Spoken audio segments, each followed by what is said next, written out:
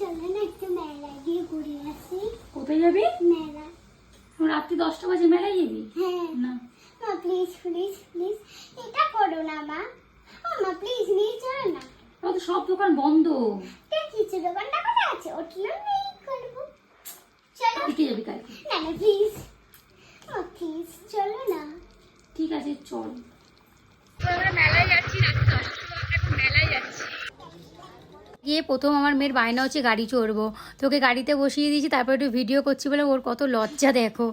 তারপরে নানা রকম মেলায় দোকান বসেছে, আচারের দোকান, কত খেলনার দোকান আর কত সাজে জিনিসের দোকান। আর আমি এখান থেকে গিয়ে কতগুলো কানের কিনছিলাম। এই দোকানটা আমার সবচেয়ে ফেভারিট দোকান, মানে এখানে সব কিছু 10 টাকা, তুমি যা নেবে সব 10 টাকা। তো এখানে কতগুলো আমি কানের কিনে নিলাম, আর কিছু ভিডিও করার জন্য কতগুলো চুড়িও কিনে নিলাম এখান থেকে।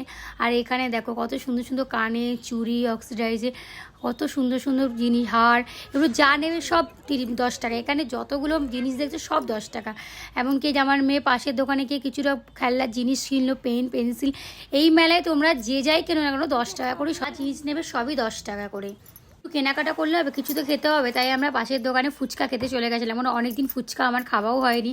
তাই ভাবলাম যে আমি আর আমার মেয়ে দুজন মিলে ফুচকা খাবো। আর ও দেখো ওইটুকুনি মেয়ে কত ঝাল খায়, মানে লঙ্কা দিয়ে খাচ্ছে, আমি তো খেতেই পাচ্ছি না। ফুচকাটা সেদিন ভীষণ ভালো খেতে হয়েছিল।